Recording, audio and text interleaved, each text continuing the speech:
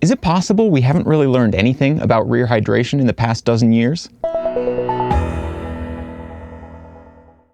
Hi everybody, Nick from TriRig here. A couple weeks ago, I took a long view at the evolution of bike fit, using myself as an example. We looked at how my fit has evolved over the past dozen or so years. Today, I want to stick with that theme of the then and now of triathlon bicycles, specifically taking a look at how we store hydration at the back of the bike. If we look back a dozen years or so, there were basically three ways to go.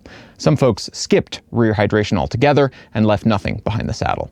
Some folks used some kind of monstrosity to store their entire carry-on worth of luggage behind the saddle. Then other folks, usually at the pointy end of the race, tended to stick to a single bottle, usually tucked pretty close to the back of the saddle, if not zip-tied right to it.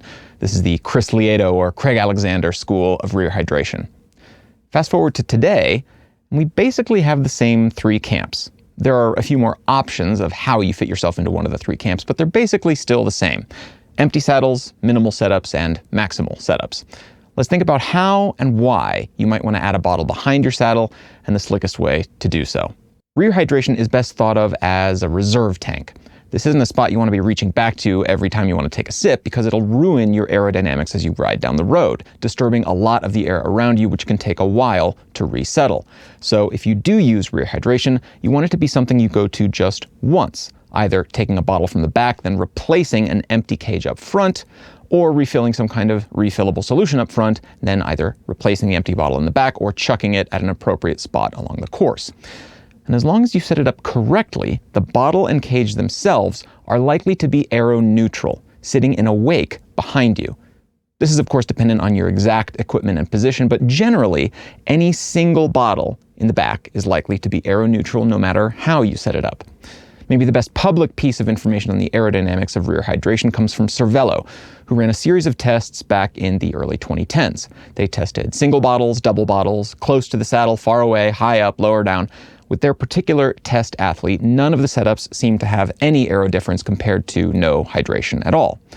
And while those results might not hold true for everyone, it's probably safe to say that as long as you tuck things in nice and close and you're not toting an entire suitcase of luggage back there, a saddle cage is a fantastic, aero-neutral place to store a single reserve tank of fluid.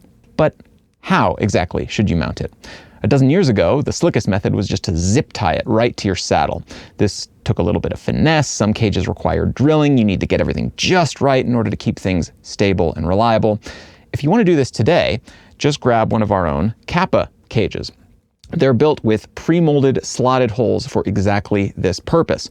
Just thread the zip tie through the holes and around your saddle rails. 4 zip ties is all you need, 2 on each side. Of course, if you want a little bit more predictability in how things are set up, we highly recommend our Beta rear carrier.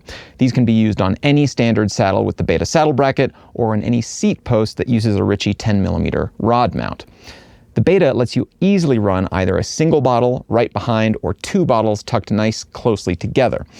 Maybe you run 2 bottles for longer races or for training, and you run a single bottle for short course racing or really well-supported longer races. In short, the more things change, the more they stay the same. I find this stuff to be fascinating, and I love developing products that help athletes achieve their goals and find their own definition of success. And while I definitely highly recommend our Kappa cages and our Beta rear carriers, this is a space that we're thinking about a lot right now. And in the coming year, we have a lot of other solutions coming out for both the front and the back of the bike in terms of hydration. So definitely stay tuned for that. Thanks for watching, and I'll see you next time.